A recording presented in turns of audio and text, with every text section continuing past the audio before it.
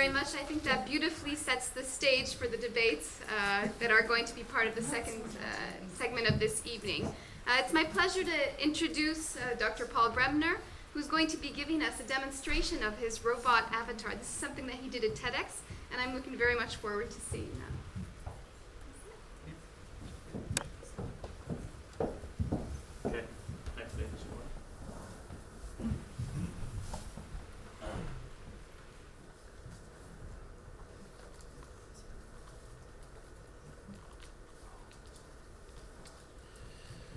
Set this all up nicely, and now it does properly. Let's try again. Okay, so all working? Yeah, good. I am moving around. We're living in the future. Just 30 years ago, the idea of using screens to connect to anyone around the world and allow us to see our friends and family at the touch of a button was the realm of science fiction. Today, we do it all the time using things like Skype or FaceTime. But using these technologies does not allow us to feel as connected as we do when we are face to face.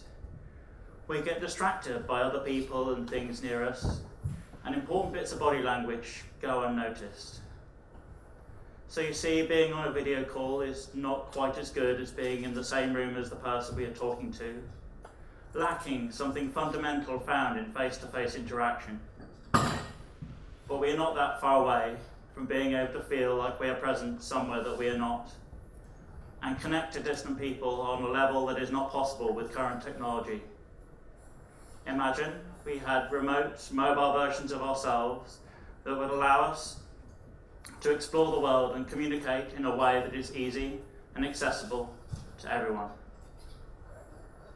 A social robot avatar, like the one I'm using to talk to you, is the technology I believe that can get us there.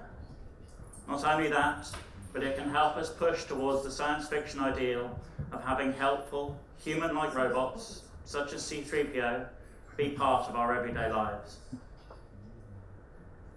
As a child, I couldn't get enough of science fiction stories filled with robots, and I decided when I grew up, I wanted to make them. Now, I work in Bristol Robotics Laboratory, where we are working to make the science fiction dreams of my childhood a reality. On the Being There project, we are working on developing and testing this social robot avatar system, where the voice you hear and the actions you see are mine. I can see you all through cameras in the robot's eyes, and my head and arm movements are being tracked so the robot is copying my gestures. The robot is effectively acting as me, and I feel like I'm present where the robot is standing, so I can talk with all of you, wave, and feel like I'm centre stage, where even though I'm really over there. Likewise, you can see my movements, respond to me, and feel like I am the centre of attention. On the Being There project, the end goal is to tackle a real human issue, social isolation, where people can feel lonely and disconnected from the rest of the world due to a lack of human contact. And this can happen to people who struggle with social interactions, such as those with Asperger's or autism, for whom everyday situations like visiting a busy shop or meeting new people can be overwhelming and difficult. Interacting via a robot avatar can help them overcome these difficulties, especially if the robot is able to generate some of the needed social cues for them. Another reason people become isolated is if they have trouble getting places, and using a robot avatar can allow them to feel like they're present somewhere where they can talk to people and have a genuine human connection.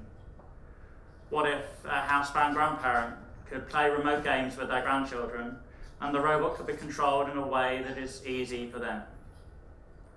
To get to where we can tackle these issues, we have been looking at what it means to interact via a robot avatar. Can it bridge the gap between face-to-face interaction and video calls? And in doing so, we have found some fascinating things that a robot can do that a screen or a phone simply cannot. To look at these things needs not only experts in human-robot interaction like me, but also experts in human-human interaction to ensure we look at human behaviour in the correct way. So that's one of the really important things about the Being There project, is that roboticists work alongside psychologists to better design experiments that deal with the idiosyncrasies of human behaviour. One of the things we've been looking at is that people are hardwired to notice physical motion, even in their peripheral vision. So having a robot that gestures makes a big difference. People are more engaged with the robot, are more aware and have a better understanding of what the controller is doing and saying. Now it's easy to see how this might be better communication technology for all of us. Maybe allow us to attend an important business meeting on the other side of the world. But we see great potential for this system when talking to groups of people for whom gesturing, engagement and connectedness are of vital importance, such as young children or the elderly, so we could use an avatar for remote care or remote teaching. When thinking about these potential uses for the system, it's important to be aware of what the effect is of having a robot appearance. We judge each other all the time, not only on what we say, but also on how we look. And it turns out we judge robot appearances too. So looking like a robot changes how the personality of the controller is perceived. For example, the cute childlike looks of this now robot can make me seem more extroverted. Now, we aren't suggesting that we only use robot avatars to communicate, to avoid these unconscious biases. But it is useful to think about what might be the important factors and how they might impact in certain situations, such as the first round of interviews for an important job, or the testimony from vulnerable witnesses in court cases.